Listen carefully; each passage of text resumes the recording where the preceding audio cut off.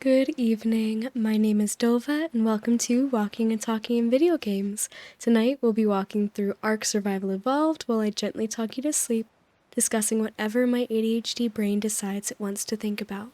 I'm so glad you're here, and I want you to know that you are safe here, and I want to remind you not to let negative emotions get the best of you. Now, let's get to walking. I apologize. I feel like I start every one of these videos with an apology. This time I'm apologizing because I'm recovering from I thought it was a cold at the time, but I don't think so because amazingly and thankfully I didn't get anyone around me sick. And, it's weird. I've never had a cold last as long as this one has. It's been about a week and a half now. And it's been about 2 weeks since I first started feeling it in my throat, but about a week and a half since it actually really hit me. And so I completely lost my voice for a couple of days. And I'm still coughing now, but most of the other symptoms are pretty much gone. And my voice isn't 100% back to where it was, but I really needed to get this recording done because I had to unfortunately completely miss last week. Because I didn't have anything pre-recorded, and I couldn't speak, so I couldn't record anything new. But, here we are. We're on Crystal Isles tonight, and I'm gonna try to do my best at remembering to describe things on screen as I'm seeing them, if it's something that's worth reacting to. Right now, we've just got a vast landscape. We're in the coastal region where there's ocean and tropical trees, giant crystals because of course it's Crystal Isles, tropical plants. But I want this to be an accessible video for those who, even if you can see what's on the screen, you might not want to, because the whole purpose here, right, is to put you to sleep. And if I'm constantly talking about things that are happening on screen, it makes you want to open your eyes and look. So whether or not you can see, I want to make sure you don't have to. So I'm going to do my best to remember to describe what I'm talking, or what I'm reacting to. But, sorry if my voice goes out a little bit, because sometimes I feel like sometimes I have to cough in the middle of talking, and that we're doing our best out here. This may or may not end up being a shorter recording depending on how my throat's doing in a little while, so we'll see. But I actually have written down a few things that a few topics to cover tonight, and I've had plenty of time to do it. It's been like 2 weeks since I recorded my last one, so I've had tons of time to write down new things to talk about. But first off, I have a question.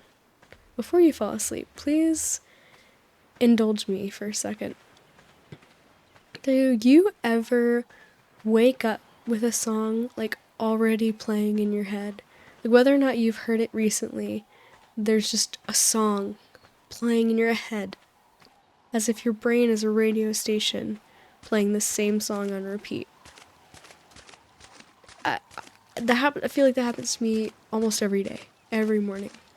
And I don't know why.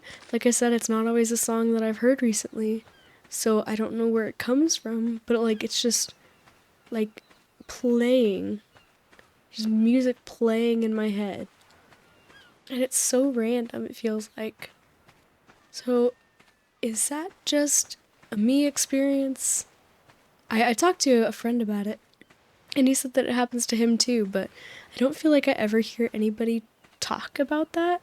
So please, if you happen to know, I do know that whenever I was growing up, I would listen to music while I was while I was sleeping. And sometimes that music that I was actively hearing would play in my dreams. But this is different. This is music, it's not music that I'm actively hearing, and I don't even hear it in my dreams, I just hear it when I wake up. Side note, I have already started to cough so many times since starting this recording. But we press on because the content is worth the pain. It's like the thing that women say, beauty is pain, which I say all the time, whether or not I actually believe it. It's a bit of a joke, but maybe beauty isn't pain, but content is. Content creation is pain. And I would do anything for you guys, so here we are. Well, not anything. I wouldn't make you listen to my hoarse lack of a voice from last week. But for this week, I will press on, push forward, give you my beautiful voice, because I have, as of this Sunday, failed my challenge to myself of posting one video every single week in 2025. And I don't feel like, don't get me wrong, I'm not beating myself up over it. I was sick. Not much I could do. I should have pre-recorded videos, but I didn't. And that's on me. Lesson learned. And I mean, it was nice to have a week off, I'll be honest. But still, every time I post a video, I cross off a week's worth of days from my calendar, and seeing that empty week is haunting me, staring at me as I sleep from my wall. No, I'm exaggerating, but yeah, it doesn't feel great to see that empty week. So I will keep going. I'll keep trying to get every other week of the year knocked out so that I can at least mostly say that I completed the challenge. And it's okay. It's okay to not be perfect. And I shouldn't even strive I shouldn't have been striving from the beginning to be perfect, because a much healthier goal is to be like 70 to 80% perfect rather than 100%. 70 to 80% of the time, you should try to fulfill your goals, try to be consistent. But sometimes you need some time off. Sometimes your body forces you to take time off.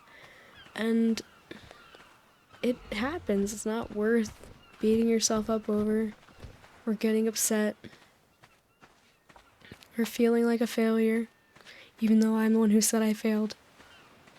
It's not worth it. So just keep your head up and go for 80% perfection rather than 100. Because you strive constantly for 100% perfection, you're going to burn out super fast. You might not even ever get anything done because you're going to be constantly trying to perfect your product, and you're never going to feel comfortable putting it out there. So, don't try to be perfect. Just be. Just exist as you are and strive to get it right most of the time. That's how I see it anyway. If anyone else has any good productivity tips, please feel free to let me know, because I'm a bit of a self-help junkie. Well, I don't know, I get in these spurts where I watch tons of videos on how to be like my best self, and then I kind of drop it for a while, and then I go back to it, and then I drop it, and I forget the things that I've learned. Then I remember some things, especially if they're not particularly useful. Then that's life though, right? Another thing I wanted to talk about was, I just wrote these down in no particular order, by the way, but reptile expos. Have any of you been to a reptile expo? I first learned about them from my high school boyfriend because he was super into exotic pets, specifically reptiles and fish, especially fish, which I guess I understand more now, but still will never fully understand because, yeah, they're super cool, but there's not much you can do with fish other than, I mean, I get it. I guess it's like setting up their tanks, making a super cool environment, and then just watching them exist in it is pretty cool. But I don't know, I like being able to interact with my pets, but to each their own. But anyway, he is the reason that I have a bearded dragon now, because he had one whenever we were in high school. And, well, what I really wanted was a snake.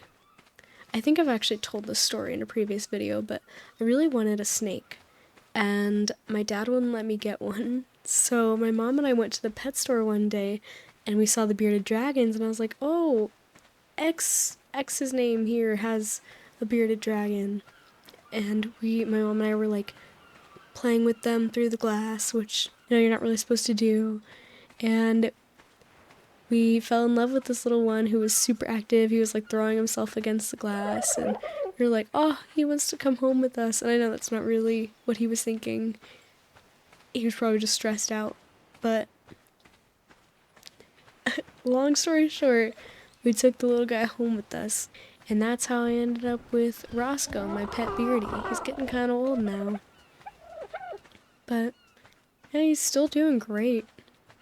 Still as active as ever.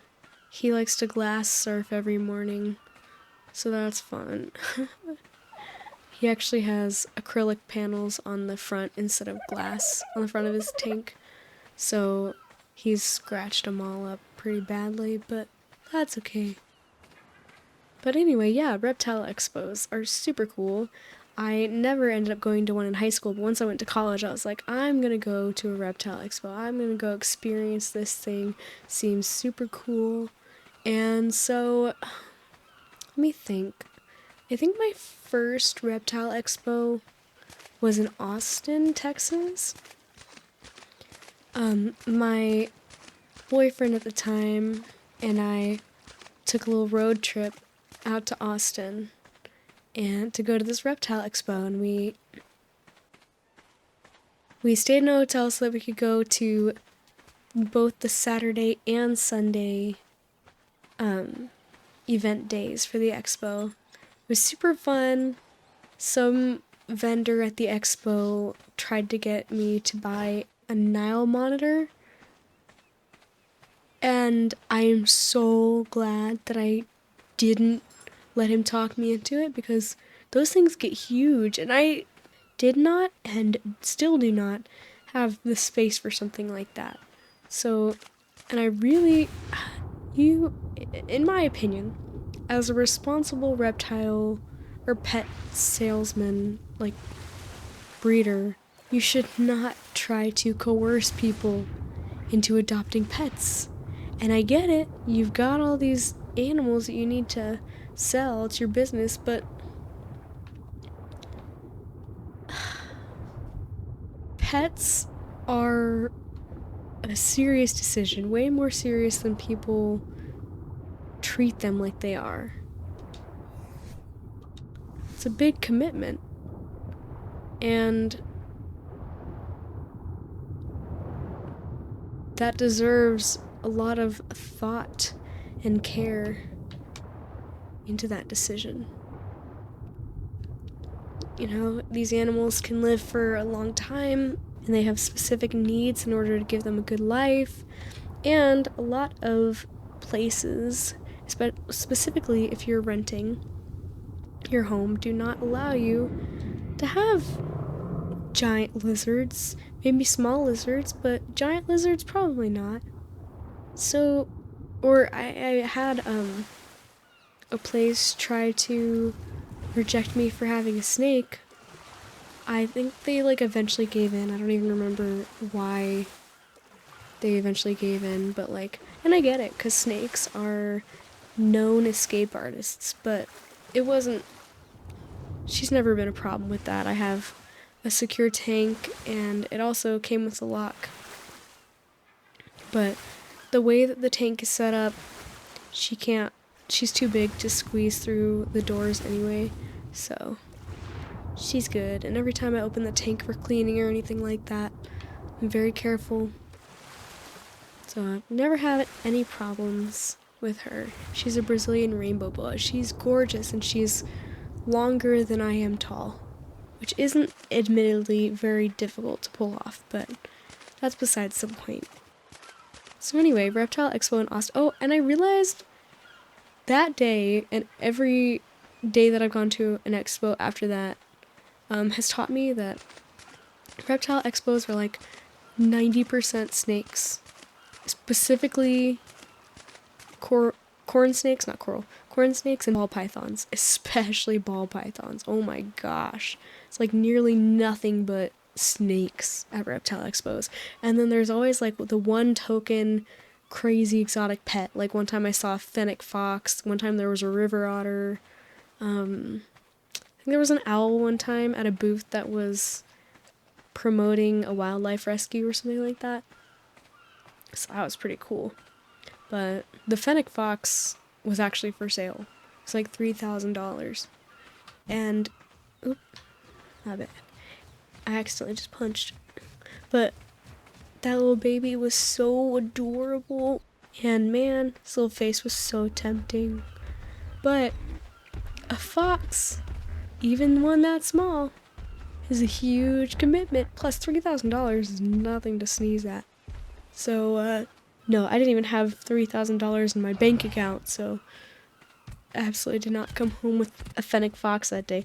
Also, my roommates would have killed me.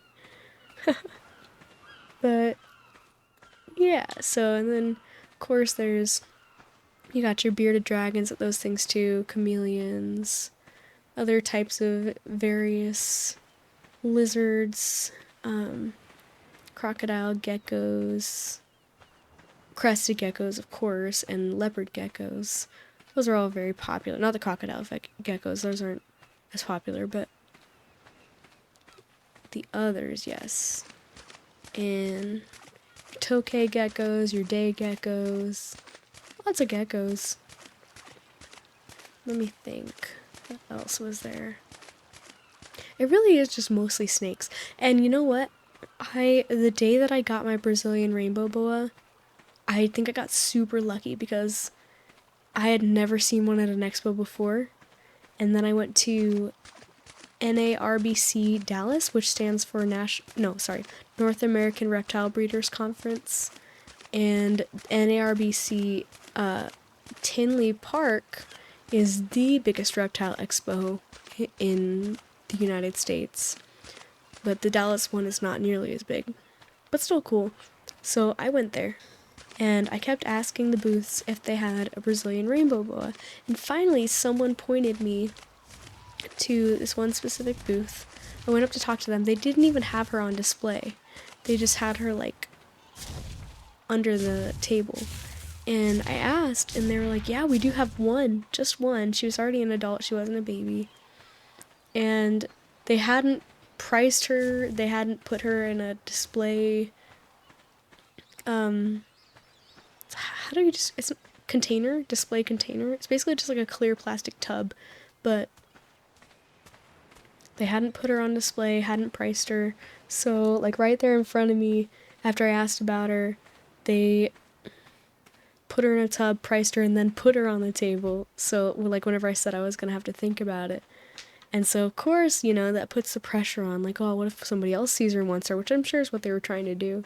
But it worked, and I came there looking for a Brazilian rainbow boa. I told myself that if I found one, I'd come home with it. So I bit the bullet, spent, I think it was like $380 to buy her, and came home with her. And definitely recommend, if you're going to buy an animal at an expo, have their habitat already ready.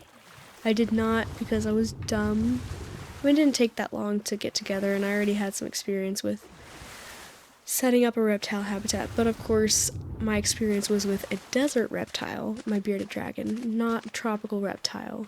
So it was very different, but she's all good now. I have her on an automatic fogger to keep the humidity up, because Brazilian rainbow boas need really high humidity to survive, especially as babies. But of course, she's, again, an adult, so she can handle a little bit lower, but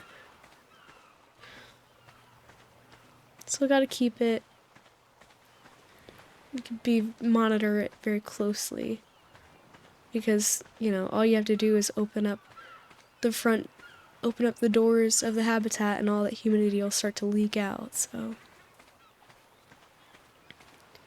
But she's comfortable, she's happy, well, as happy as she can be, being the kind of angry little snake that she is. I say little, she's not very little. But, yeah, so reptile expos are a super cool experience. If you ever want to go and just experience one, go to hold a reptile, I definitely say go do it. But beware of the very real possibility that you'll fall in love with one. So be prepared. Bring a friend who will talk you out of coming home with one, if that's a risk for you. If you're like me and you're very prone to falling in love. That's also why I can't go to the dog shelter anymore just to hang out with the dogs. It seems like a great idea if you love dogs. It's a terrible idea, because then you go, oh, these babies need a home, and look at this one, he's holding my hand, and he looks just like my dog Callie at home. but a boy, and he could be a good brother for her. And yeah, don't do that. Don't let yourself do it. It's a dangerous game. That's how I almost came home with a dog named Billy. Pretty sure I would have renamed him. Billy is not quite a name that I would give a dog. But shelters, they go through names so fast. They gotta have some silly ones on hand. I think it's kind of funny when dogs are named human names. Like, you have a little wiener dog and you name it Fred or something. Like, that's kind of funny. I also really love food names for animals. I had a rat named Tofu and a rat named Mochi, and my ferrets are named Mocha and Croissant.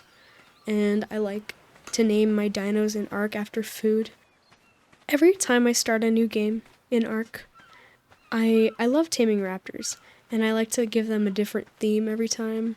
I think my first ever raptors, I themed them all after meat. So there was like a raptor named Beef, and a raptor named Shrimp, and a raptor named Chicken. And oh, that reminds me, not to make you laugh in your vulnerable sleepy state, but someone very special to me told me a joke that he found on TikTok, I think, very recently. And it's so stupid. But, why did the chicken cross the road? Because. Sorry, that's it. That's all the corny jokes you're gonna get from me. I have to get out my funny, like, my things that have been on my mind for the past week that I've been unable to talk. So you're getting the goofy and silly side of me along with the normal that you usually get. So I apologize. But this is me, and I mean, you're here because you love me, right?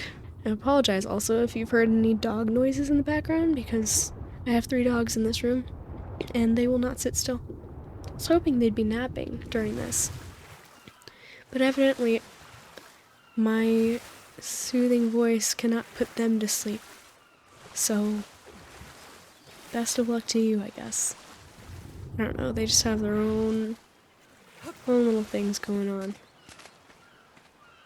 Oh, speaking of which, I had all three of them in the bathroom with me earlier while I was taking a shower, and all of a sudden while I'm in there, the shower curtain keeps getting, like, hit, and so I peek out, and two of them are playing, which, you know, that's cute, aw, but then one of them, he's a 60-pound boy, he pushed the little 15-pound schnauzer into the bathtub, which, I mean, the bath, like, there wasn't water in the bathtub, but, well, the shower was on, so shower water is just pouring down on her while she's, like, flipping over trying to get back onto her feet, because he pushed her back first, so she, like, flipped over the back. It was crazy, and I'm glad she's okay, but it was pretty dang funny.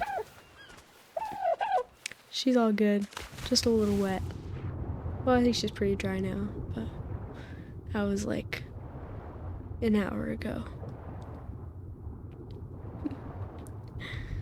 But it was pretty funny. I wish I'd had a video of it or something. I felt so bad for her.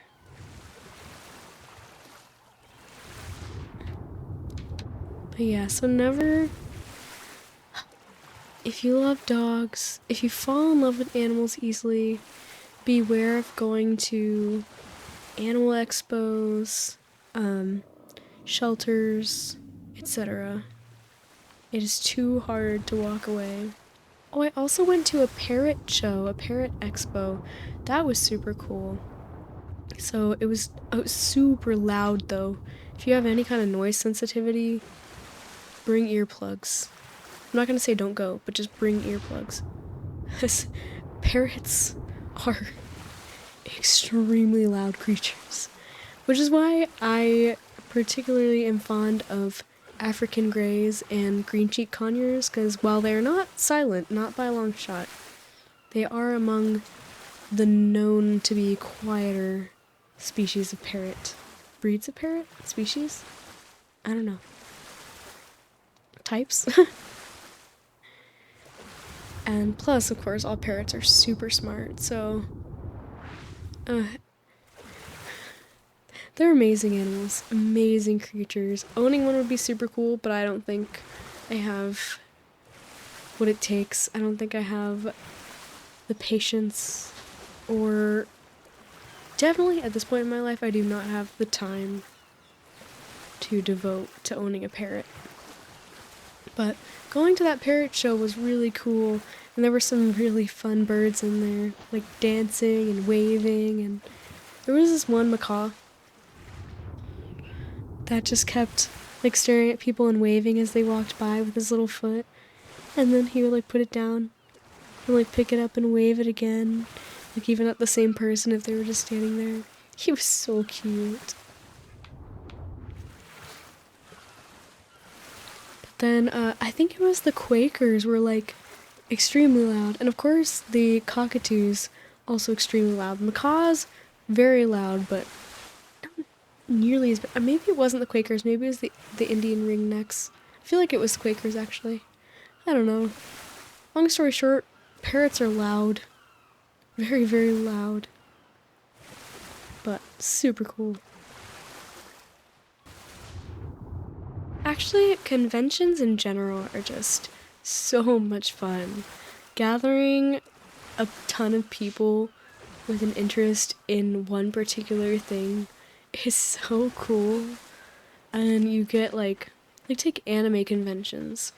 Everyone there loves anime, and there's so much, like, it's such a good place for all sorts of people to come together. People who like making music related to anime, people who make art and crafts related to anime. Like, you walk down the artist alley, you can find anything from body pillows to cute little backpack pins related to your favorite characters. I got so many cool Pokemon and dragon pins at the last anime convention that I went to, and I went to a trading card convention. That was super cool. I was warned that it would be mostly sports cards, but actually this one was mostly Pokemon cards. which is perfect because Pokemon cards are the thing that I collect, not sports cards. But it was awesome. They had so many cool things, like so many like there was a hoodie that I really wanted to get that said like Magikarp Pro Shops, I think. As a play on Bass Pro Shops, Carp Pro Shops. I wanted it. And they had, of course, plushes and costumes and mystery boxes and tons of cards, both sealed and like regular open D&D stuff too, even though that's not trading card related specifically. It was awesome. And the anime convention, man, there were so many. Okay, let me tell you about the pins that I got at the anime convention. So I got a little Cyndaquil and Mew pin. Well, not together. I got a Cyndaquil pin and I got a Mew pin. And then at another booth, I got 4 dragon pins. So first I got Alduin and Parthenax from Skyrim. And then I got Charizard, shiny Charizard specifically, and this one was sparkly. And then I got Toothless's girlfriend from How to Train Your Dragon 3, I think, the white light fury, I think it was called. And she is also sparkly. She's beautiful. I love her. Super cool. Makes me happy. Just awesome. And I feel like pins are kind of all I think that's all I took home from that convention. Well, pins and then a ton of pictures that we all took as a friend group. We went as a maid group.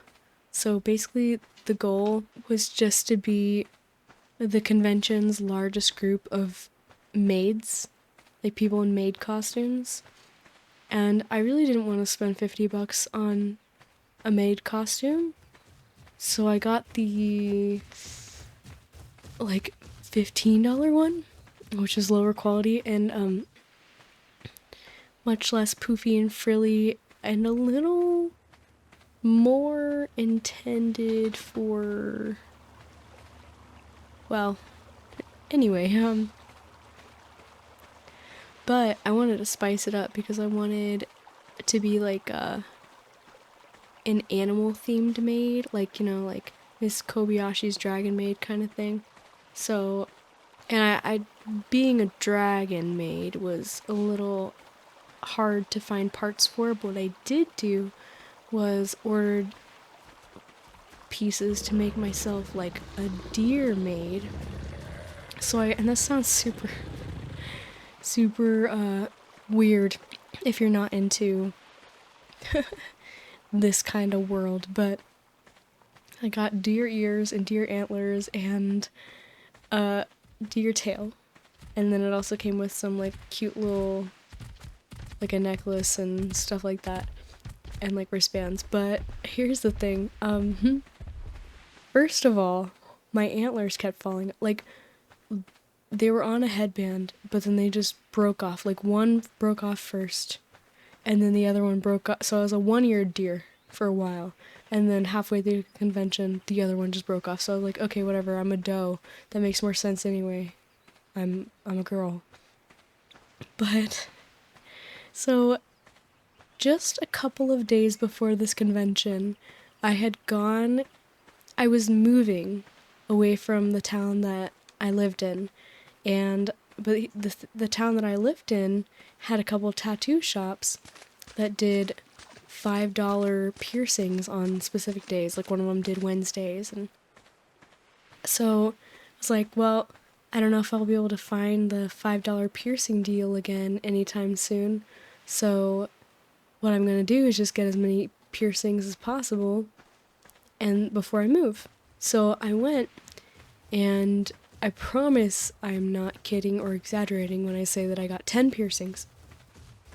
I got 5 in each ear. One of them was an industrial piercing, which is like the bar that goes across the top of your ear.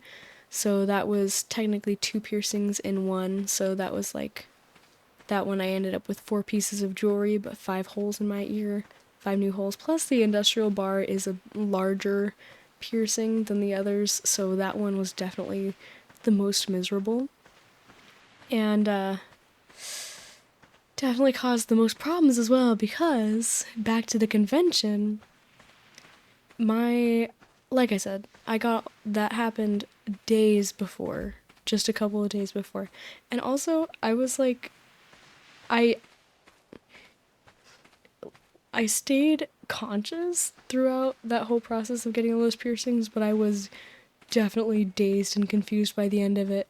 And they like brought me a popsicle to try to get, I guess, my blood sugar up, because anyway, it was a miserable experience. On the ride home, thank God I wasn't driving because I was bawling. It hurt so bad.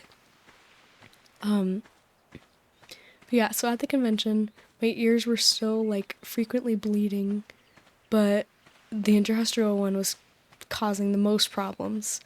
And while at the convention, I don't know if my deer ear hit it or what exactly happened, but my industrial piercing started bleeding.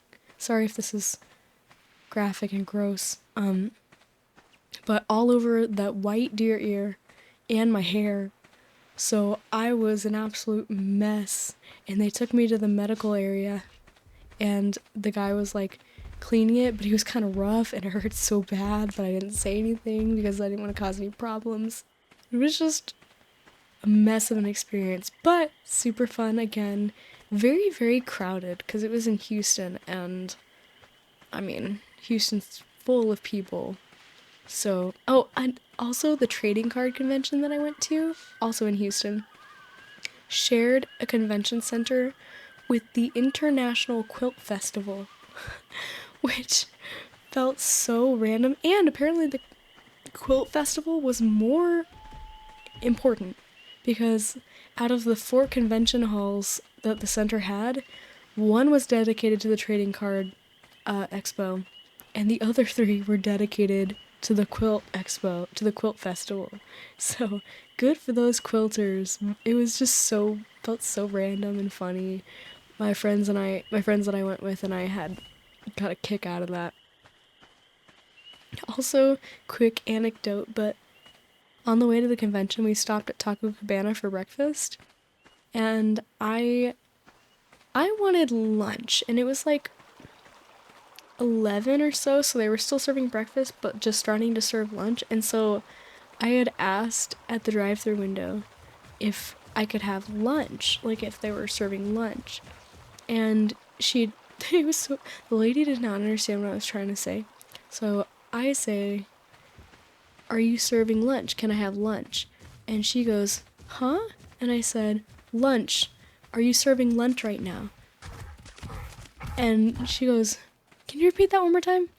And I say, "Are you serving lunch right now?" And then there's a pause. And then she goes, "Potato?" I don't know what the heck she thought I said. Maybe that I wanted a potato breakfast taco? But it was so funny and so unexpected, and that became an inside joke between me and the 2 friends that I was with at the time for a long time. Still, to this day, if we confuse each other, we just say, "Potato?" It was really funny. So that started off the convention really nicely. And then, obviously, I couldn't go to this expo dressed as a normal peasant person, so I went wearing my Mew costume, my Mew onesie. It's not really a costume, my Mew onesie. And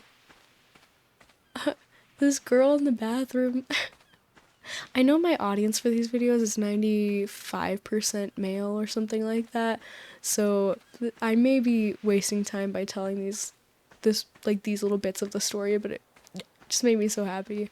This girl in the bathroom told me that I was super pretty, and let's just say I did not.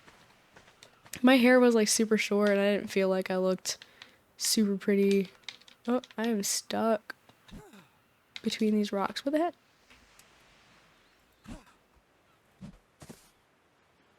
Me. Fix this. Okay, anyway, we're not stuck between the rocks anymore. But basically, I had walked in between two rocks thinking I could just walk through them. But no, I got completely stuck, couldn't walk forward or backward or jump, so that's nice.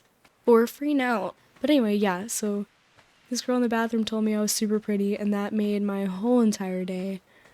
And this booth at oh, and I had brought a whole tin. Sorry, I keep like starting to tell stories and then changing my mind about which one I want to tell. But I had brought a whole tin of Pokemon cards valued around like 5 to 10. Basically, it was cards that were worth more than $5 but less than 20, with the intention of selling them all to a booth. And I knew I was only going to get like maximum 50, probably more like 30% of their value, but you know, it would have been an easy way to offload them. But I didn't end up doing that because every time I'm about to do it, I just go, but I could sell them on eBay for more, even though I know that would be a whole lot of work that I don't really have the time for, and so they just end up sitting in my closet collecting dust.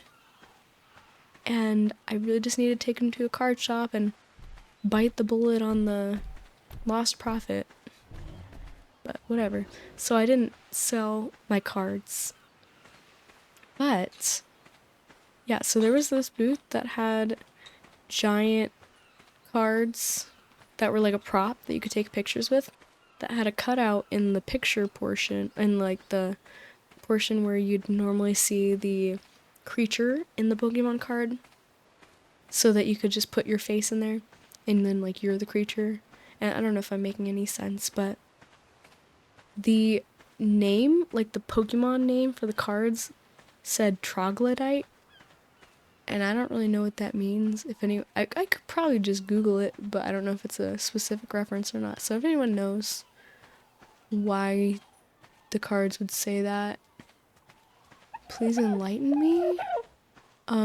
It wasn't related to the name of the booth or like the company that was running the booth or anything like that. I know that. It just felt super random. So I guess I could have asked him, but you know, social anxiety and whatever.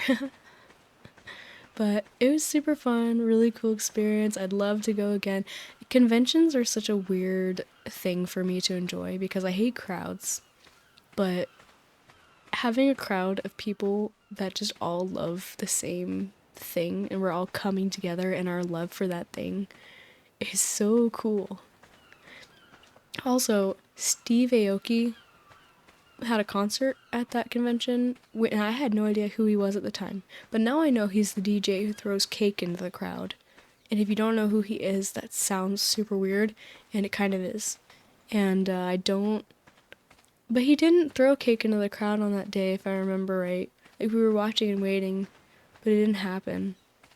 So I was kind of disappointed. My friend was like waiting for it, and she was the one who had told me about it, and she loved him. Like, she was happy to go and see Steve Aoki play a little concert at Collecticon Houston.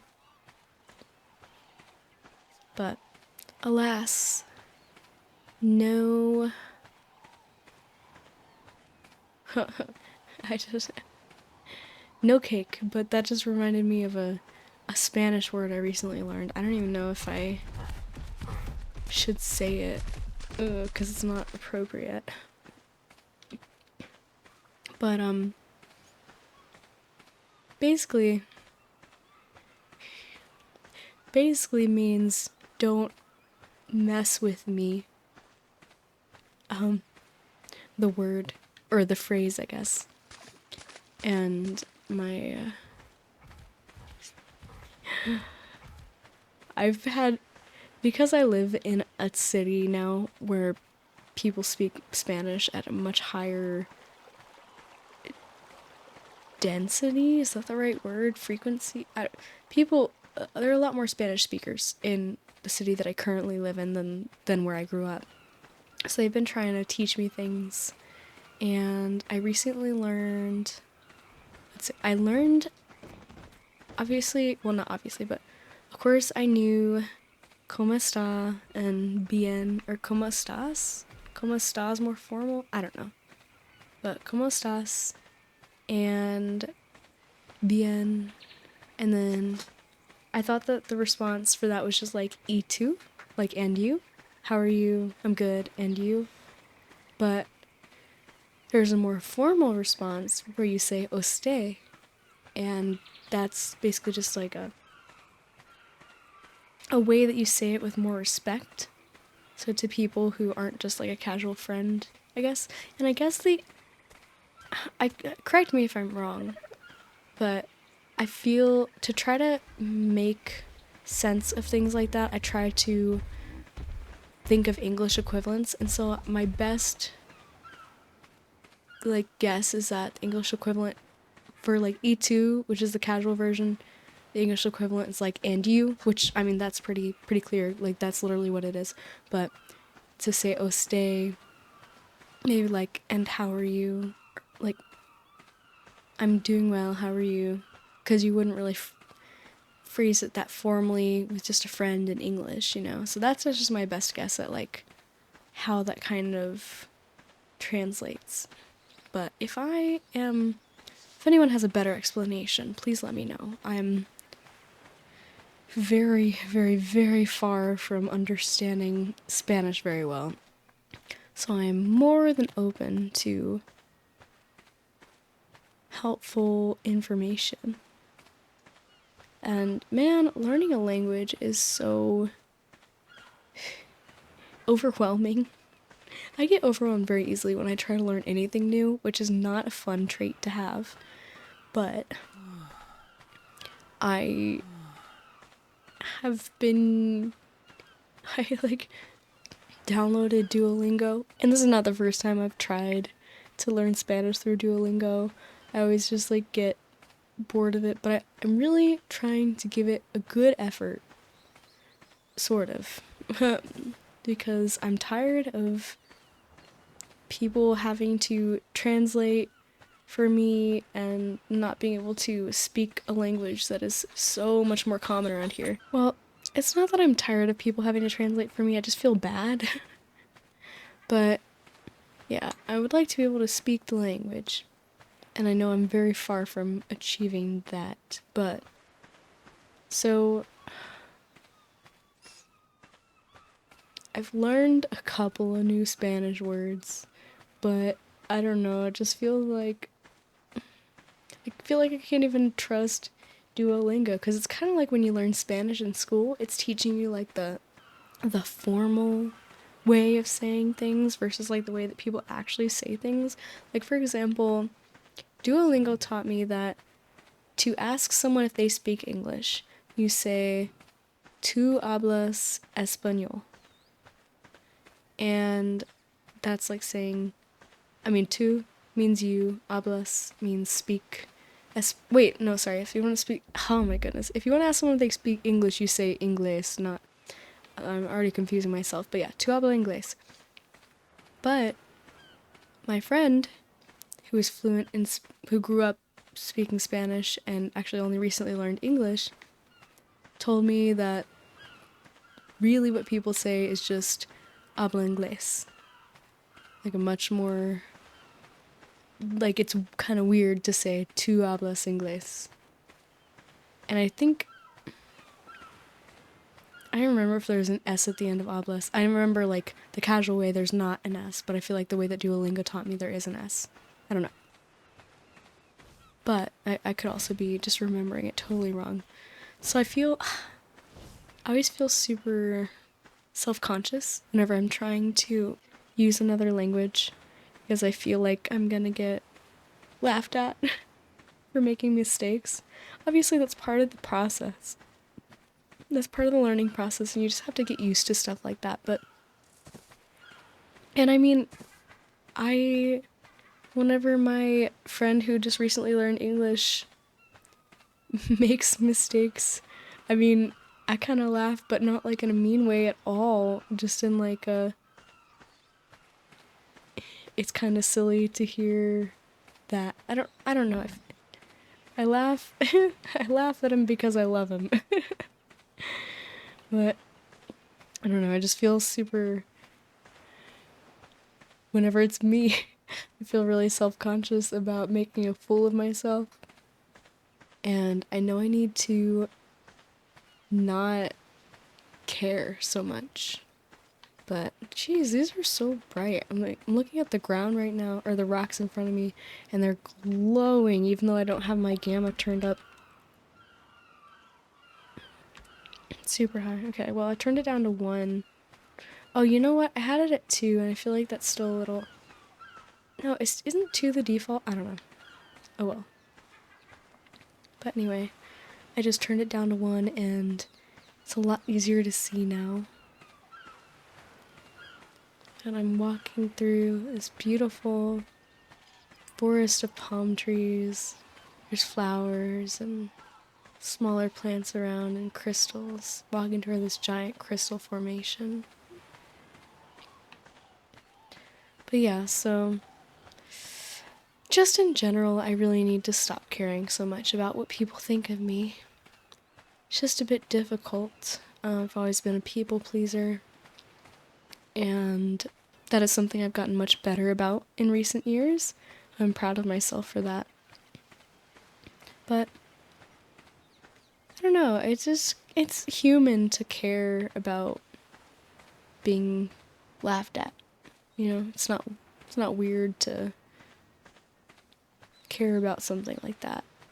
And it's, you know, they say it's part of our primal instincts, because if you got rejected from the tribe, then you would not survive, blah blah blah blah blah. But I don't know.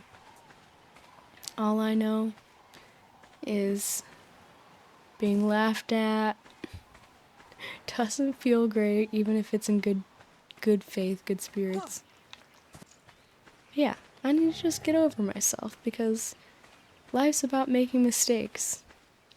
Whether in speaking a new language, trying a new thing, a new skill, new craft, or whatever.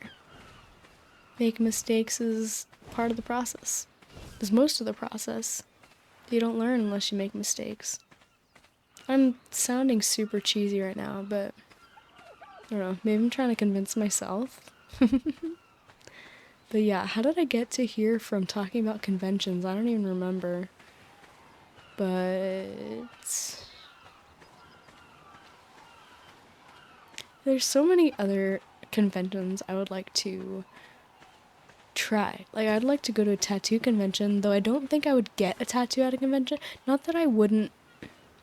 If I had an artist pre-picked out, I wouldn't mind getting a tattoo at a convention. Well, I don't know.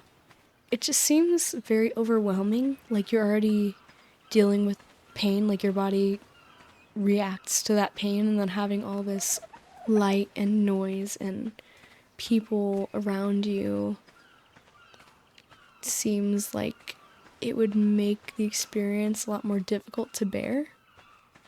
I don't know. But I think it would be cool to go to one and see people getting cool tattoos, see people's work. Sounds like fun. I'd like to go to more anime and trading card conventions. Always down for more animal expos as well. Actually, there's a reptile expo in my city coming up in June, I think. I plan to go to that with a friend. Also, quite a few anime conventions in our town, which is kind of surprising. Not for any particular reason other than just I didn't expect there to be so many. Because we're in a pretty big city, but it's not like massive, you know? Well, I'm used to Houston, so any city is gonna look pretty small unless it's Chicago, New York, or LA. So I'm not really one to judge. What else? What other conventions are there that would be super cool? I like going to craft fairs. Those are fun. It's not a convention, but it's kind of like a mini convention. I'll have to think of some other ones that I've seen. I can't think of any others at this point. But like I said, conventions are super cool, super fun. Great way to meet other people who are into the same things as you. The next thing I wrote down to talk about, again, super, super random, but I just kind of, this dream that I had was so goofy that I felt it was worth sharing. So, here we go. Basically, in this dream, I had a baby. Like, I was pregnant, and I had a baby. I know this is already starting off wild, but just bear with me. So, a friend of mine was the father, and they're, like, it was really weird. I don't know how he ended up being the father, but he did. But I forgot to tell him that the baby was born. So I was just, like, in the hospital, and I was like, oh, wait, the dad of the baby should probably know. And also, I named this, the baby was a girl, and I named her Sarah, because I didn't have a name prepared. Like, I hadn't thought about this even once throughout the entire pregnancy, apparently. And so when they asked her what I wanted to name her, I just said the first name that came to my mind. And then I was, like, super mad because I hated the name Sarah. Like, I don't have anything wrong with people named Sarah, but, like, I don't know, I wanted something more interesting, I guess. Like, something more special or unique or something. I mean, I'm not one of those people who's gonna name my kid, like, Damp Earth just because it sounds different. Like, I'm not gonna name my kid something stupid, but Sarah just felt too basic. No offense to anyone out there named Sarah. But yeah, so I was, like, super upset with myself for naming this kid Sarah.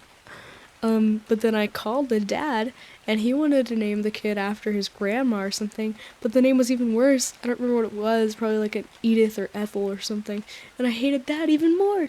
So I was just, like, miserable. And then, in typical dream fashion, this whole experience ended with me doing some kind of parkour obstacle course. Don't ask, because I don't have an answer.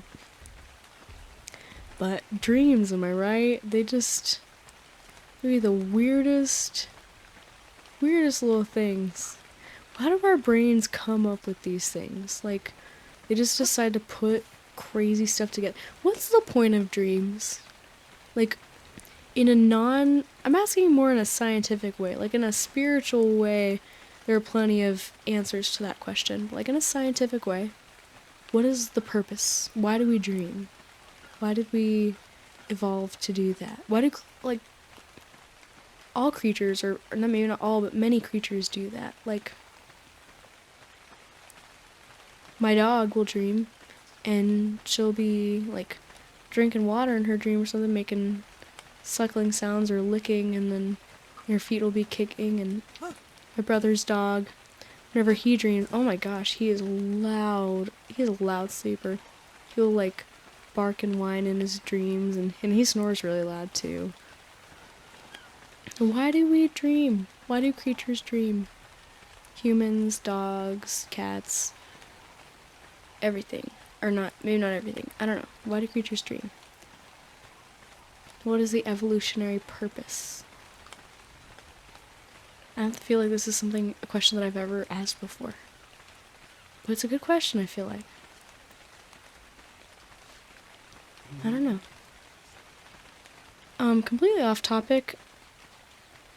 You know what was kind of weird back in school was the fundraiser prizes. We had, I don't remember all the prizes, but I remember there are some standouts. Back when I was in kindergarten, the prize that I really wanted was a hamburger-shaped phone. I really wanted it not because it was a hamburger, but because it was a phone, and I did not have a phone, and I wasn't allowed to have a phone. And I don't know who I would even call because we were in kindergarten, and back in those days, kindergartners did not have phones. I know times are different now, and I'm not trying to make myself sound like an old lady, but it's definitely more common for kids that age to have, even just for safety purposes, which I totally understand, more common for younger kids to have phones. But yeah, back in that day, all I wanted was the hamburger phone, which was the top prize for selling whatever the heck it was that they wanted us to sell. Also, they had us sell all kinds of things. Like, of course, there was the food that they make us sell, the chocolate bars, but also in band, they made us sell trash bags. You could even get colored trash bags if you wanted, but like giant, like lawn care trash bags. And I mean, it's kind of smart because it was a unique fundraiser, but like my family still has trash bags from the just couple of rolls that they bought for me because who needs trash bags that big? Anyway, off, not the point.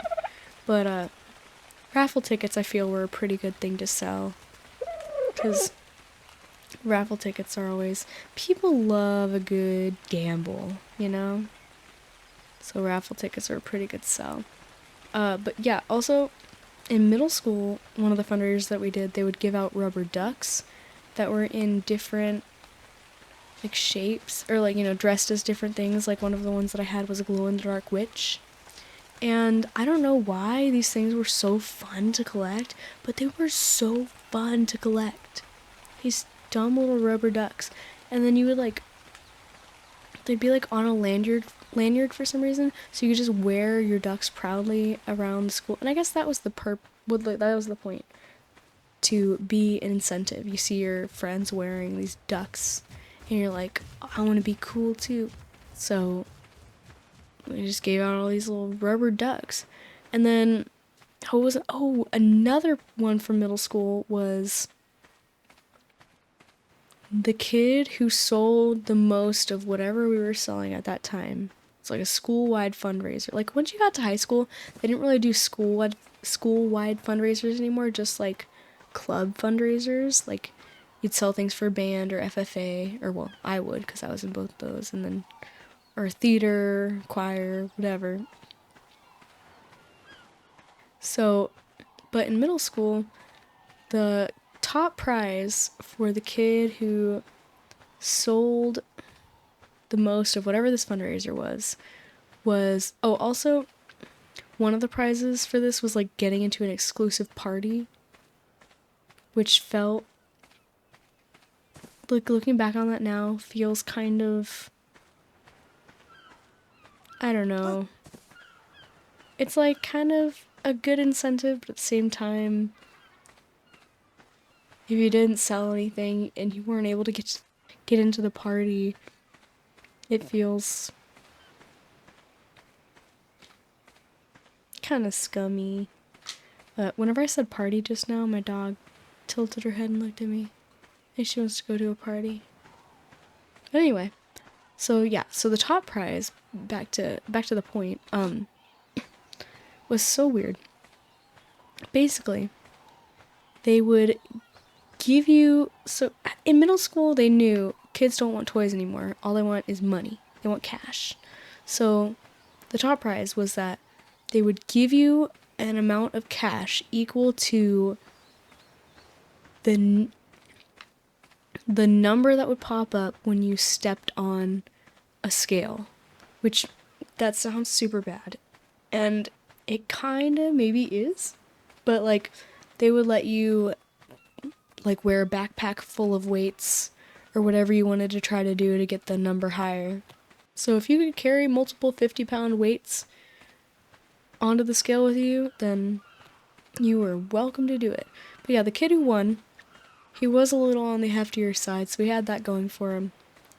And he had a backpack full of weights.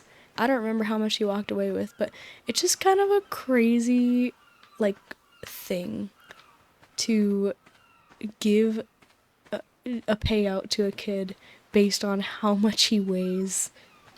Like, that doesn't feel quite right, you know? But it was what it was, and I mean, that kid was well prepared with his weights. So good for him. I mean, you can get a pretty high payout if you, like I said, if you bring some pretty heavy weights. Of course, you have to carry them. You can't just like drop them on the...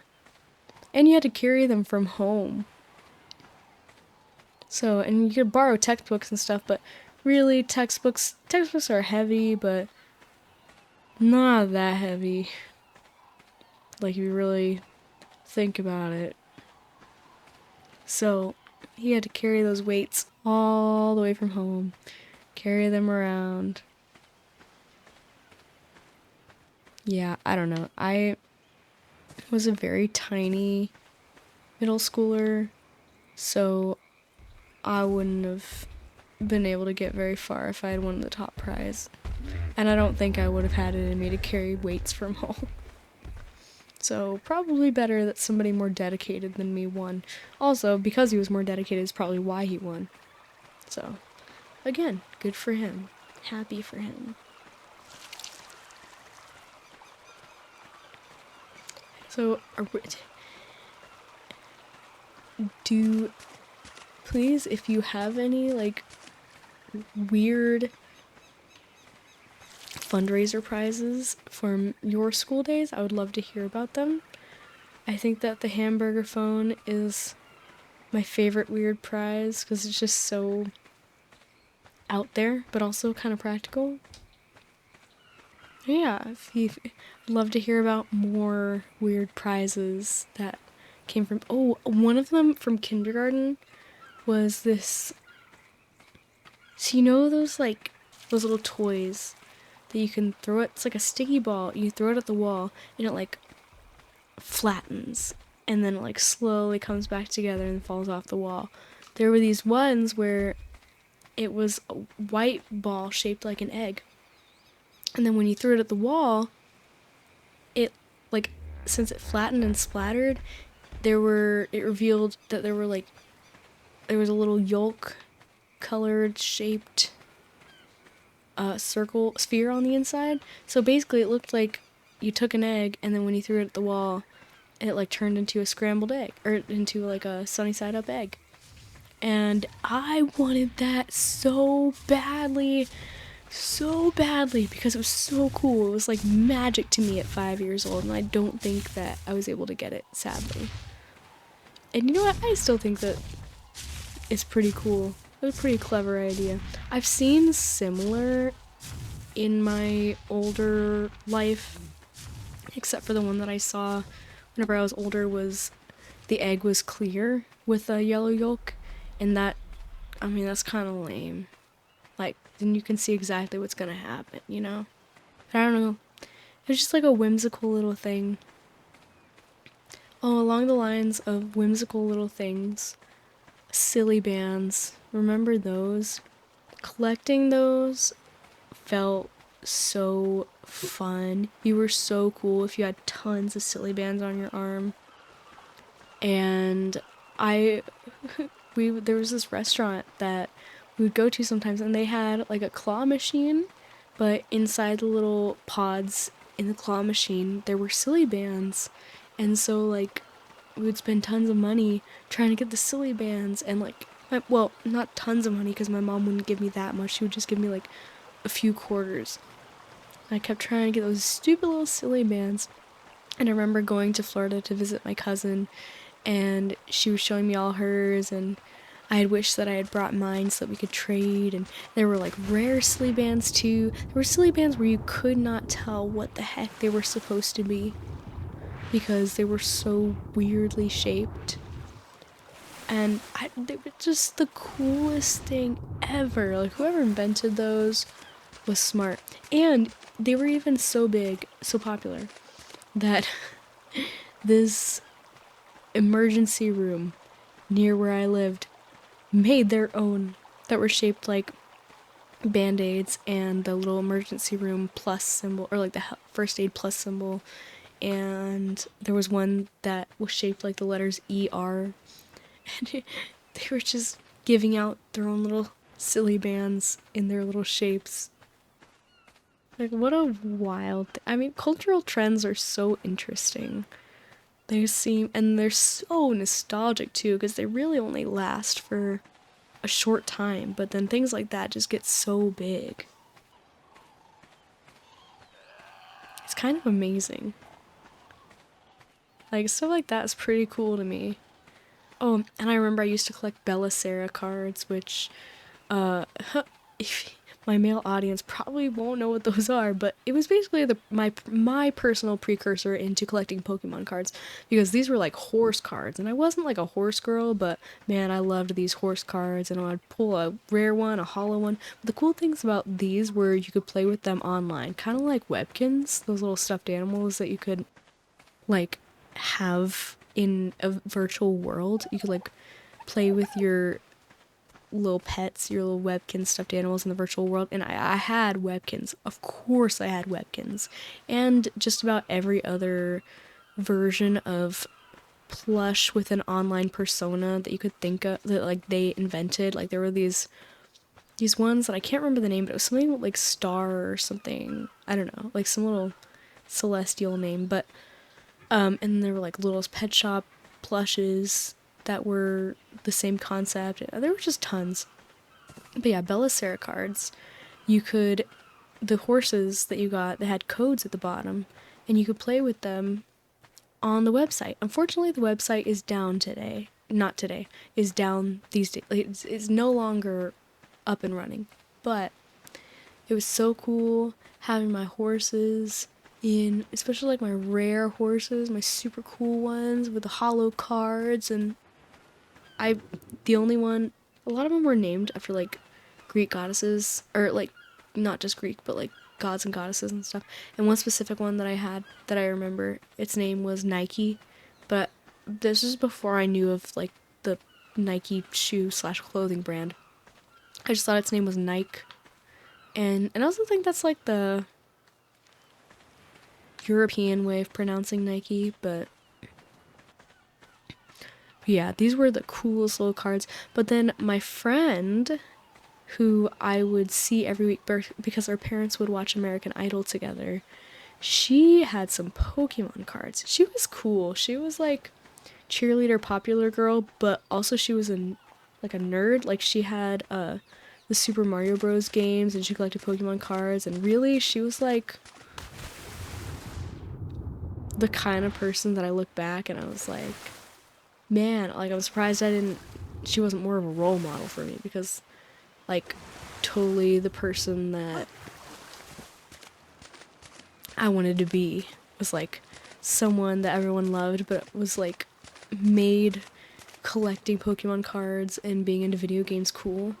And I mean, I didn't really care at that time if it was like a cool thing or not. I just loved playing Pokemon and playing Fossil Fighters and stuff like that because I loved it. And I started my video game journey with like games that were probably a little more girly, like ones where you would own pets and stuff like that, or like have a veterinary clinic, or like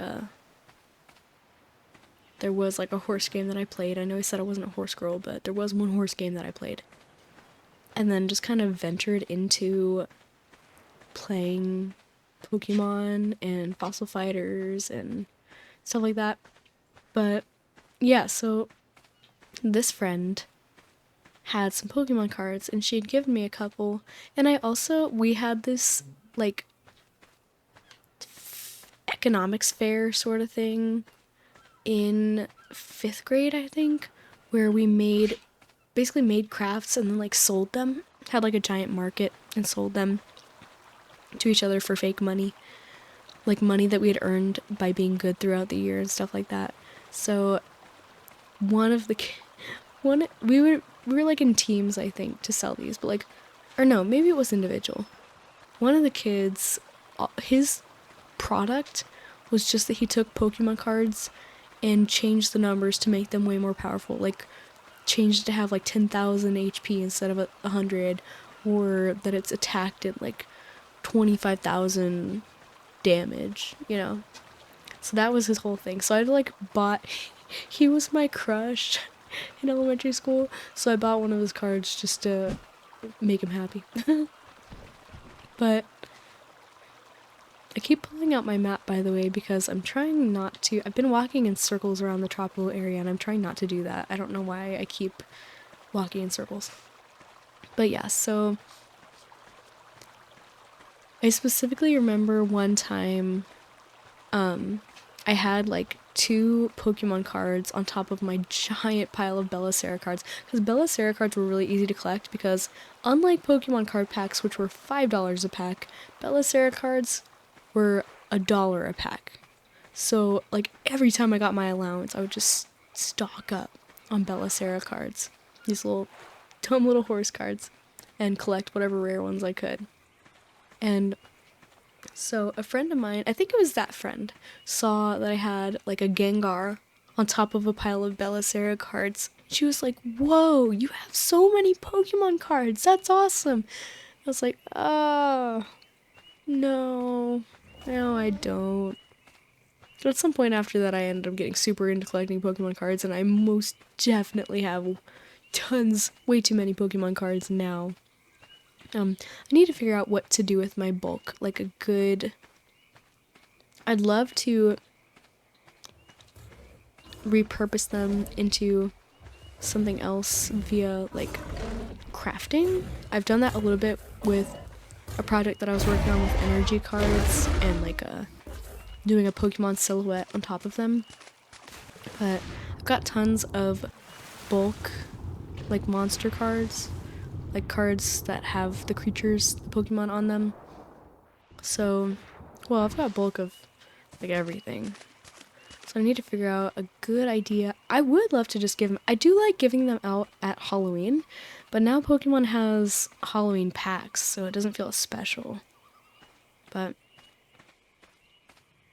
I mean, it's still cool, especially since, like, I could give out, 10 cards in a little pack that I make instead of just the 3 or 4 that come in the Halloween pack.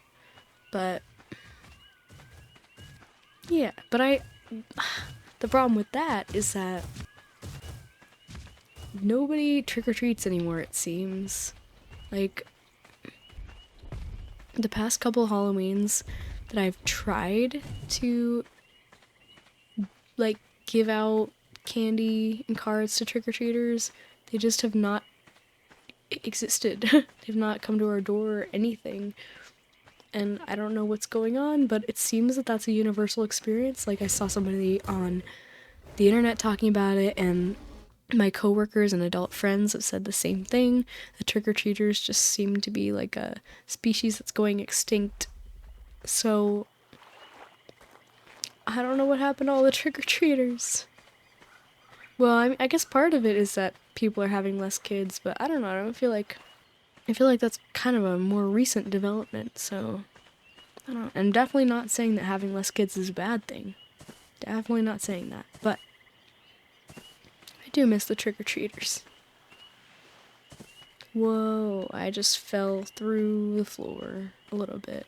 I can see the water underneath the landscape.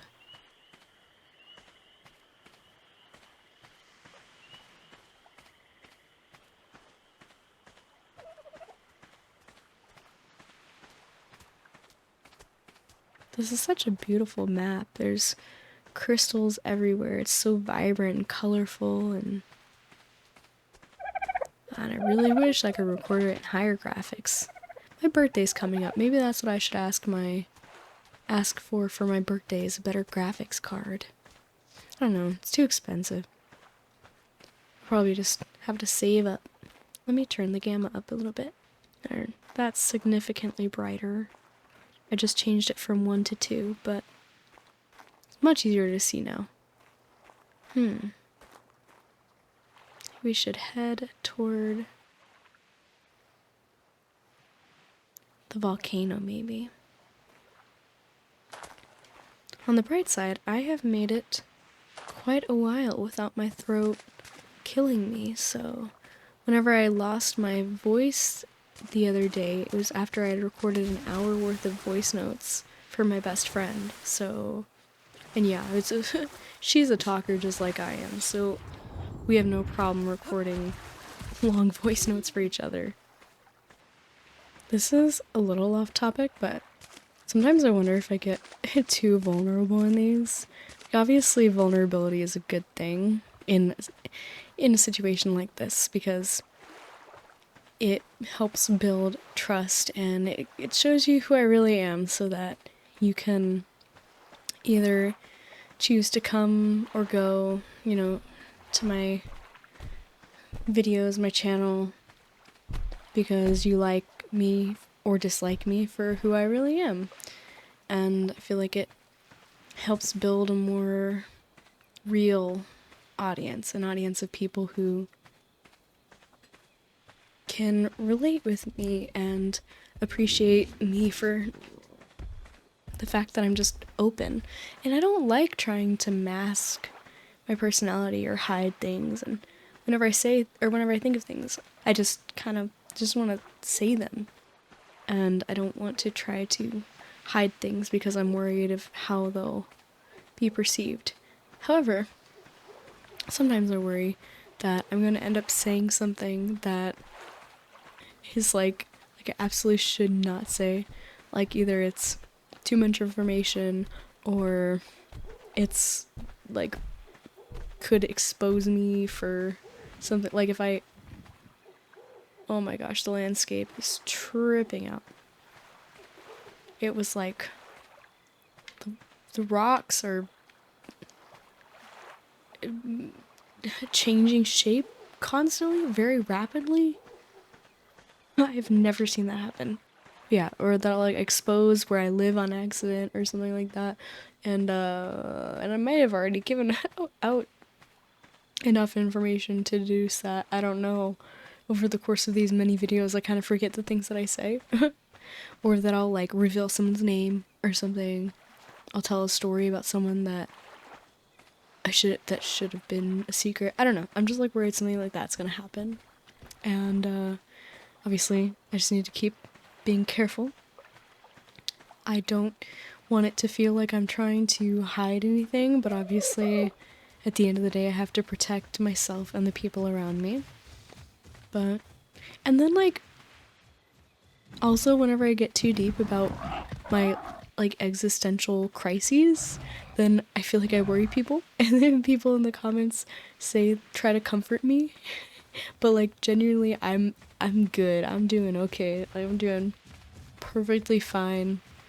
I just like to voice my existential thoughts sometimes, and this is as good a place as any to do it. So I guess that's why I keep doing it. Ooh, these crystals in front of me are orange, but they're like lighting and then dimming and then lighting and then dimming. I don't think I've ever noticed them do that. But yeah, so I kind of worry that my mouth is gonna get away from me before my brain can catch up. But yeah, we all make mistakes, and I guess that's why YouTube has a feature where you can go in and cut things out of an already posted video. So yay.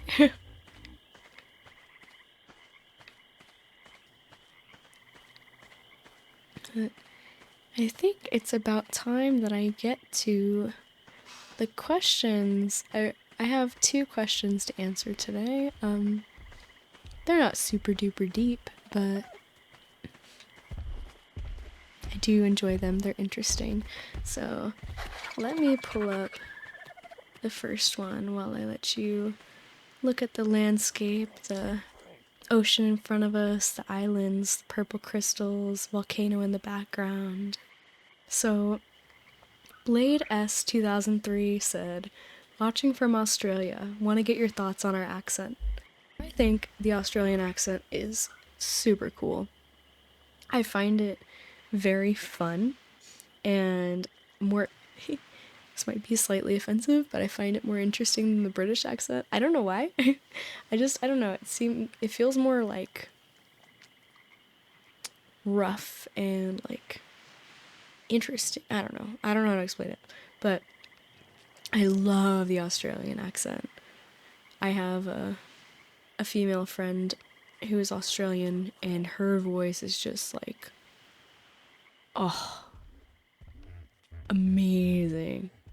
I could listen to her all day. She streams, and I listen to her all day. But Yeah, I think the accent is. I guess I don't have that much to say about it.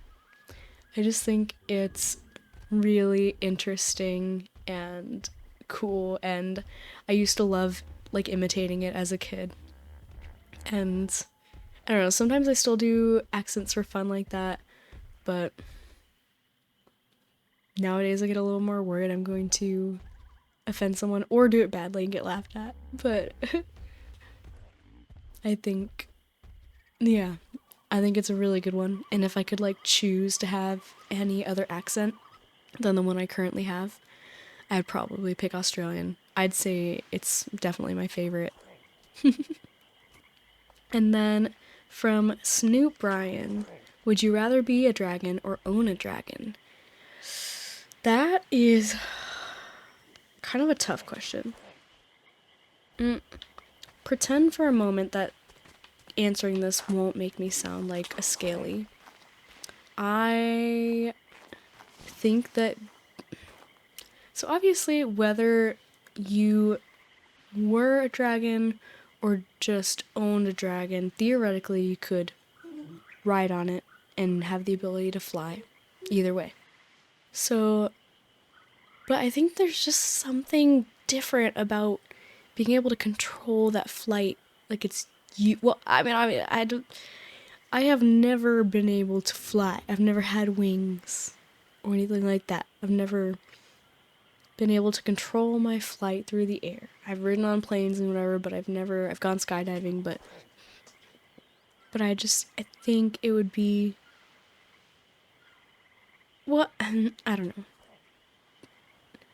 I don't know, maybe it would just be a similar sensation to ride on the back of a dragon that you control. So maybe it wouldn't really make much of a difference. And then I wouldn't have to, like, hunt animals.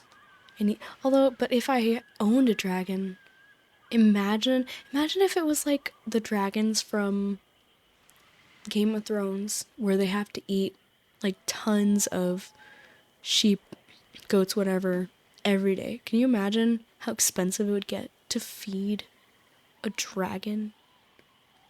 And then if you'd have to worry about it, like, going and eating other people's livestock or other people.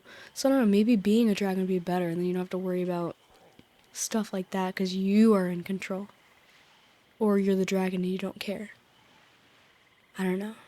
But then would it be lonely? Because, like, if you're the only dragon, like, imagine you turn into a dragon tomorrow. Theoretically, there's no other dragons in the world.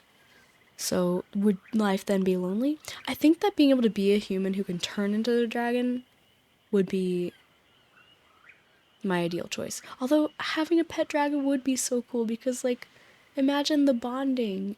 Like, that would be so, like, I just imagine falling totally head over heels for my dragon, like the way that I've fallen absolutely in love with my dog. She's, I mean, not like in love like in that way, obviously, don't be weird, but she's the light of my life. She's my baby, my child. And it would be like that if I had a dragon, like the same way it is with any of my other pets. My bearded dragon, or my snake, or my ferrets, which have little needle teeth chompers, so maybe that makes them a little bit dragon-like. Well, they're kind of like Chinese dragons with the long bodies and little legs. But to answer, it's hard to pick. If I could choose that I wanted to be a human that could turn into a dragon, that I could still like relate to other humans, I choose that. But if I had to choose one to be, or to one to either be a dragon full time or own a dragon full time, gosh, I don't even know where my dragon would stay.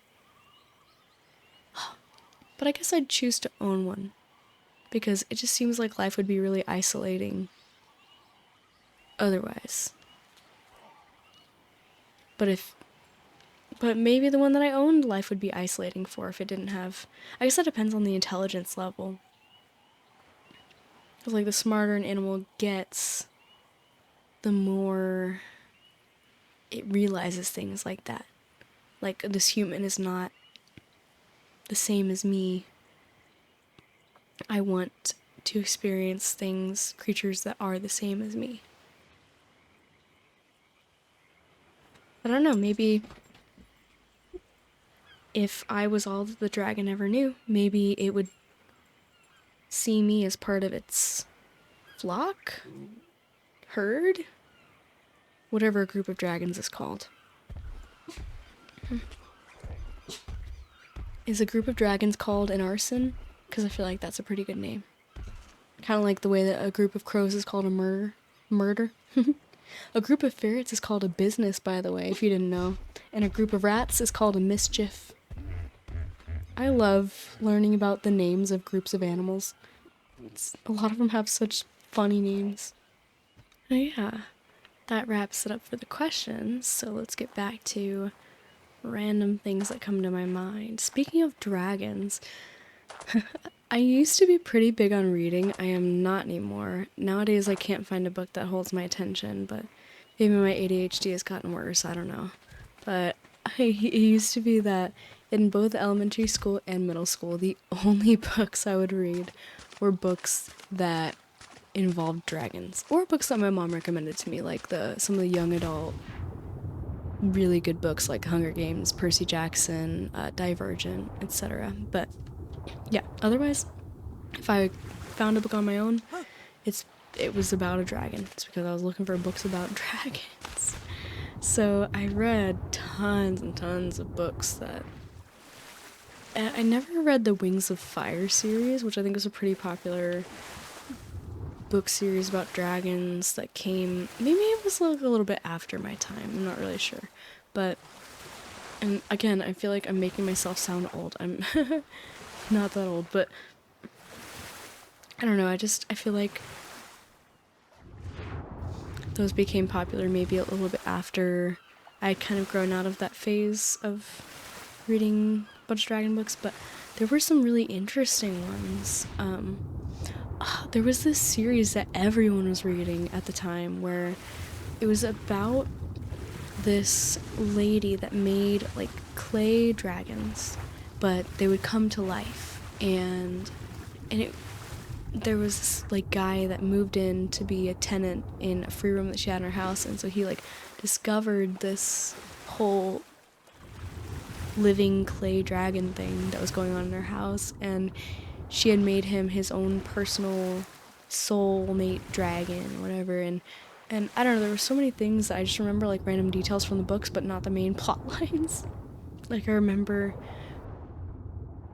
if a dragon cried a single tear, it would die because like its soul was in that tear or something. But the covers of the books were just a dragon eye, and like basically it's a super close up of a dragon face, but like specifically zoomed in on the eye is what it looked like. And there were multiple books, and they were good books. Oh, and the lady had a daughter too.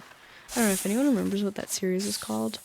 Let me know, because if the things that I'm saying even ring the slightest of bells, let me know. But that was a good series, and there was this other series where... Or no, sorry, it was just a single book. Basically, it was all about, like, the politics of a mythical land where there was, like, a dragon kingdom and a griffin kingdom, and the griffin king's brother poisoned him with poisoned mushrooms and took his throne. I don't know, just like some crazy stuff. Like it was kind of dark. It was pretty dark, but it was good.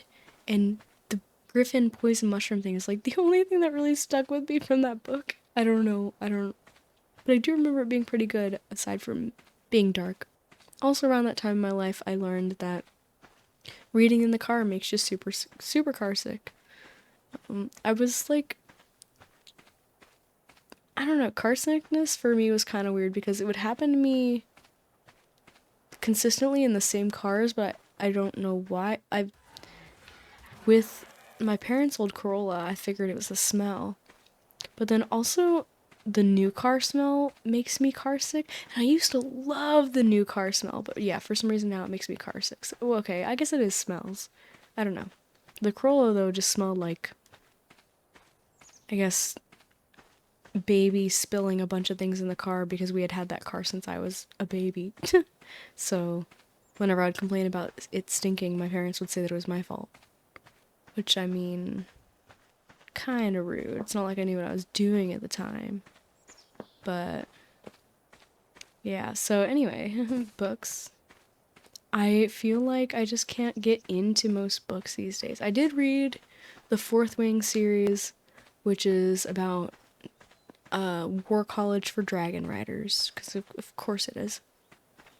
But other than that, I just have a hard time being able to get into books, and I don't really know why. Even good books just often, or books that people say are good anyway, can't seem to hold my attention. I don't know. I mean, the part of the Fourth Wing series that got me excited, I didn't really care about the beginning of the book at all. The part that made me want to keep reading was the moment she bonded with her dragon. So maybe I just have some serious issues and can only read books involving dragons. I don't know. Maybe that's my special interest. I don't really know. Also, whenever I doodle, it's usually dragons. I used to doodle dogs and stuff too, but I don't know. I don't doodle much these days, but if I do, I just want to draw little fluffy dragons. I don't know. I have a problem, I think. I have a problem, an obsession. Something's wrong with me. But I'm not going to try to fix it. I also, of course, collected a few dragon webkins. Bring it back to the webkins conversation. I had so many webkins. I mean, not as many as some people, but still quite, because I had so many stuffed animals. But every webkins was like $15 per stuffed animal. So it's not like I could just collect a ton of them. But man, they made good money off of webkins, I bet. They must have. But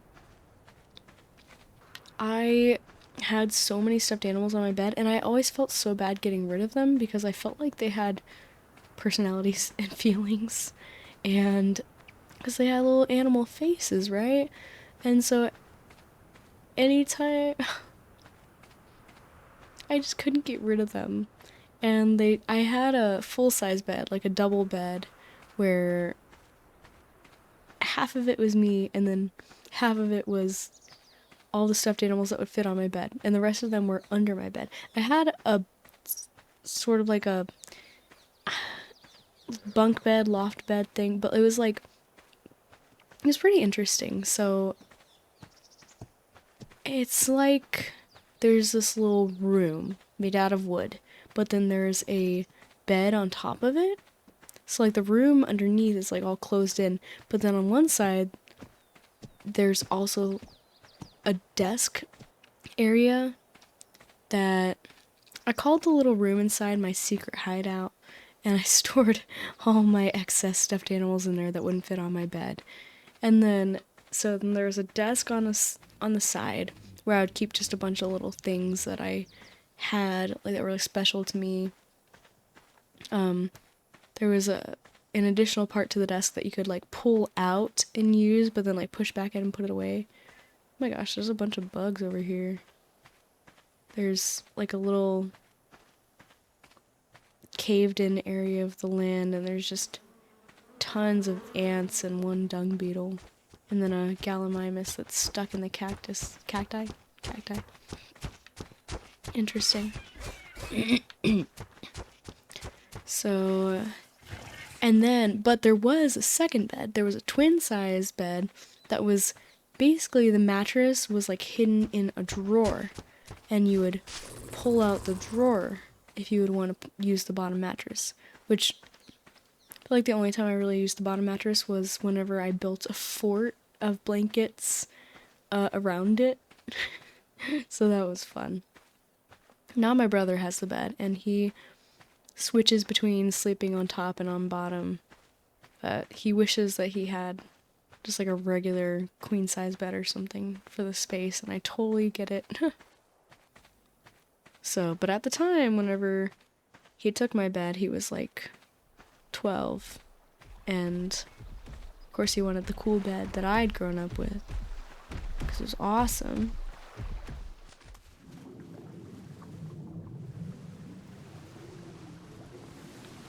But yeah, he's mildly regretting that decision now. Now that that thing's kind of difficult to get rid of because it's so huge and requires disassembly. And I don't know, how do you get rid of something like that unless you can find a buyer? Because it's like a bunch of, if you disassembled it, it'd be a bunch of big wooden panels and stuff, and that's kind of hard to just throw away. You would need several, probably months worth of trash pickups to get rid of the whole thing. I don't know how much my parents paid for it back when they bought it when I was like 6 years old, but shoot, that thing's 20 years old now. Dang, that's weird to think about. It's still holding up really well.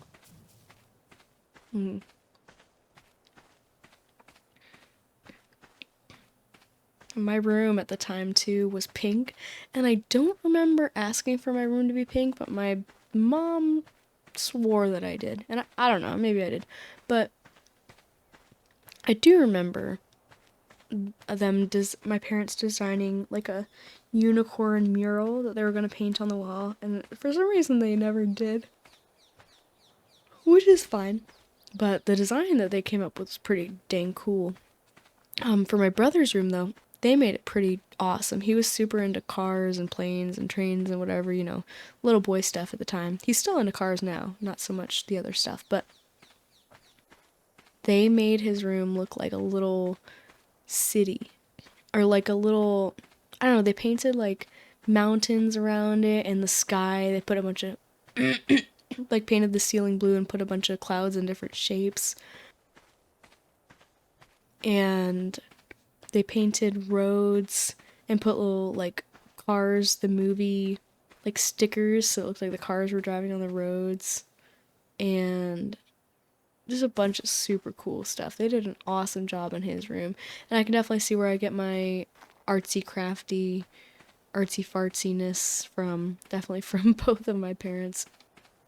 I love doing stuff like that.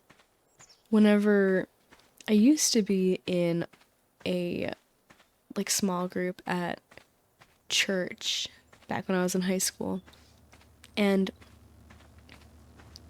we had this project where all the small groups got to design their little rooms that we would meet up in, and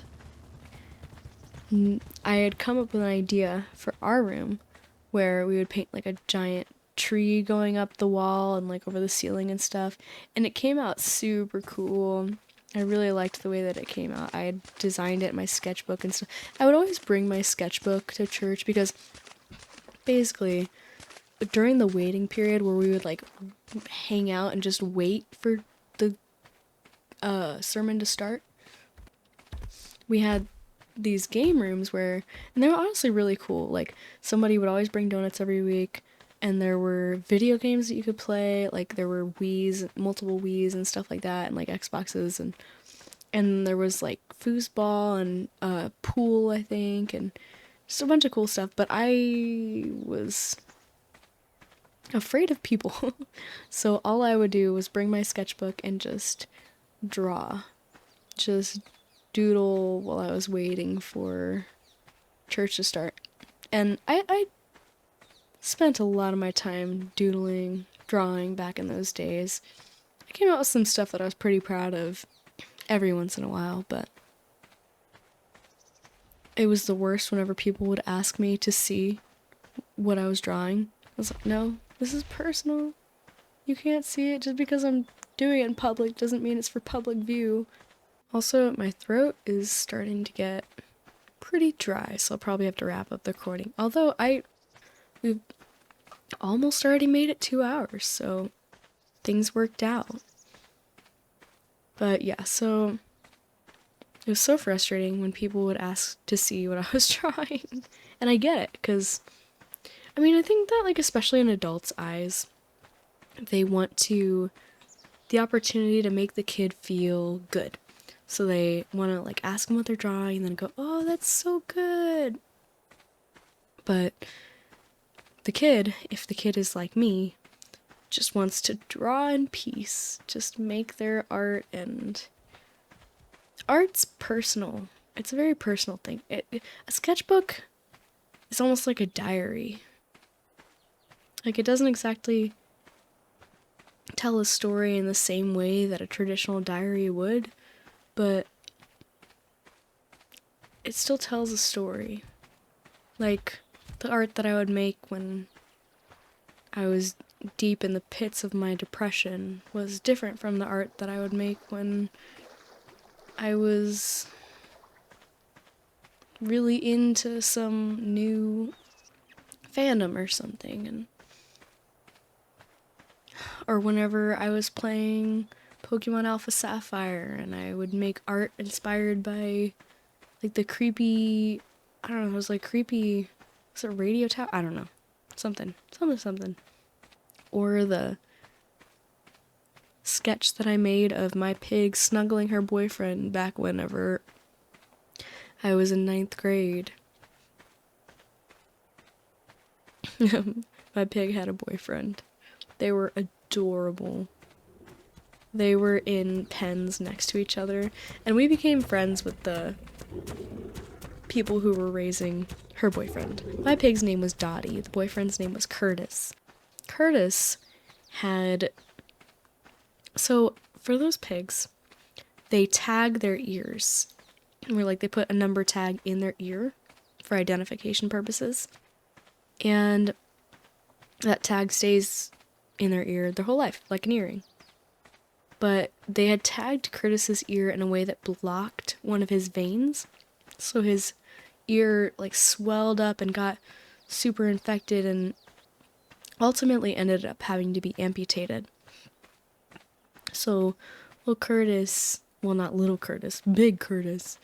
was missing an ear, but that did not stop Dottie from loving him. They would sleep nose to nose, and then, like, whenever we had, at the livestock show, because we had to fit so many animals and people into a small space, we would double up on pens, and so Dottie and Curtis, we had requested for them to share a pen, and they slept, like, on top of each other. It was so cute.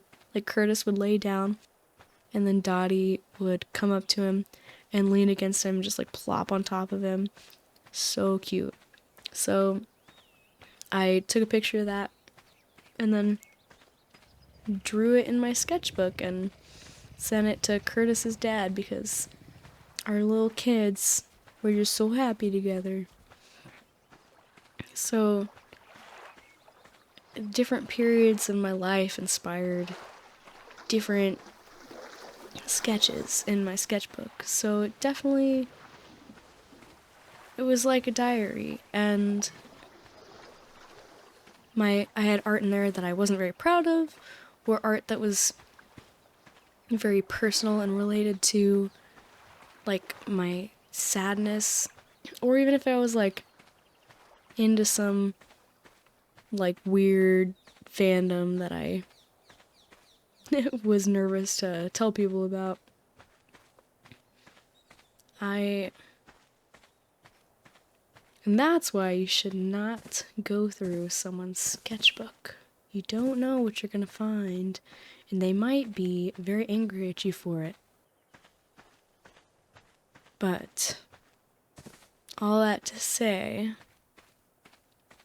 I don't remember what the point of all that was. I was talking about my room and church and sketchbook and... Oh, wait, no. It started with the bed conversation. And then however I got onto that. But yeah. Nowadays, I'm in a very nice king-size bed at this particular moment.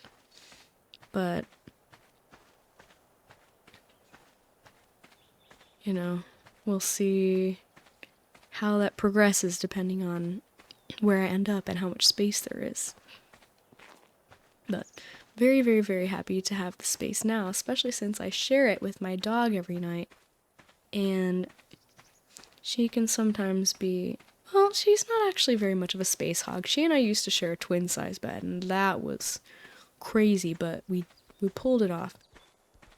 She likes to sleep up against my legs, with her back against my legs, and that's fine on the king size, but on the twin size, whenever I really wanted to move my legs and she was there, I would reach down and pull her 80-pound self up to the top of the bed so that I could move my legs around, because I felt more comfortable. Even though I couldn't like move my upper body as much, I felt like I needed to move my legs much more than I needed to move my upper body. So that's what I would do. But nowadays, she will sometimes cuddle with me up at the top of the bed with her head on the pillow and just like her back against me. But most of the time she prefers the bottom. Sometimes she will go to the other pillow and just take the whole other side of the bed instead of being with me. But most of the time she sleeps against me. She's an absolute sweetheart. And I love her to bits and pieces. She's my baby.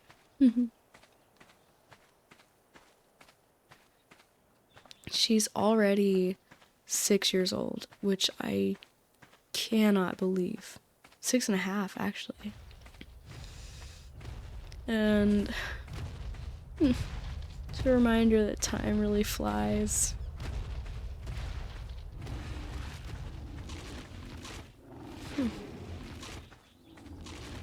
She's starting to get little white hairs on her face, around her muzzle, and on her cheeks. And it's kind of hard to tell because she's blonde, so the white doesn't stand out too much yet, but once she starts to get more white hairs, it'll be a lot more. It's obvious to me because I'm her mom, and I've been looking at her face since she was 6 months old. But yeah, it won't be long before it's a much more noticeable white, which makes me sad, but she's only 6.5, still got plenty of life left in her. It's just weird to see my baby growing up, getting old. Technically, once a dog hits 7 years old, they're considered a senior. So that's just weird to think about. And the ferrets are technically old too. My little brown one has some gray hairs. The white one, I mean, you couldn't even, technically, whenever I first got her, she had what was kind of a shirt shape of gray hair. And it turned white over time, completely white. But I think that just happened. I don't think it was an old age thing. But now, I think I'm walking in circles again. Oh well. Now, she is getting old. But you wouldn't be able to tell if she had, like, old lady white or gray hairs because she's already white. But ferrets apparently live 5 to 7 years, and they're already 5 years old, so that also makes me sad. The reptiles will live a long time. And they're a lot easier to move around with, so like it's easier to get a landlord to approve you having a reptile since they're kind of they're kind of like furniture. Like you can take them out, but they kind of just exist in their own space. They don't, as long as you keep up with cleaning their tanks and stuff, they don't create a lot of smell, or they're not noisy, they don't bug the neighbors. It's kind of just like a piece of furniture. So it's a lot easier to move around with reptiles than it is to move around with ferrets or a dog. But I will never not have dogs. I can't see myself not having at least a dog, if nothing else. Because dogs have always been in my life, a part of my life. And the emotional support that a dog provides is just irreplaceable. You can get it from people, but people don't always have time for you the way that a dog always has time for you. So, and I don't know, there's something about just being quietly laid on top of by your dog that makes you feel deeply loved and wanted. And of course, you can also get that from the right person, but relationships between humans can be unpredictable. So, it's nice to have a dog. But, that being said, when you do find the right relationship with the right human, there's just nothing like it. It's a very beautiful thing. And romantic relationships aren't for everyone. They're for a lot of people, but not for everyone. But for me personally, I think life is a lot more beautiful when you can share it with someone that you deeply love and care about. And that's a core human experience that I think everyone who wants it deserves to have. But anyway,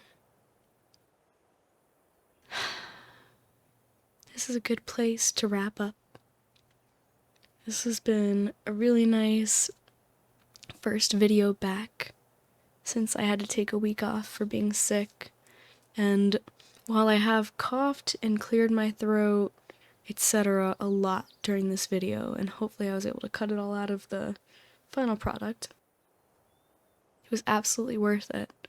And I feel like I was able to say a lot of things that I've been keeping in my little note on my phone. And just in general, it's nice to be able to sit down and talk to you like this and not have to worry about what I say or how, if I'm one of the nice things is that I don't have to worry about if I'm spending too much talking about myself or what I want to talk about, because that's the whole point. So thank you once again for joining me in my little personal therapy / rambling session. I appreciate you very much. I hope that you were able to fall asleep. I hope that this was relaxing for you, or that I was just able to keep you company, because that makes me happy too. Thank you for existing, thank you for being you, and thank you for being here. I hope you have a wonderful night. Good night.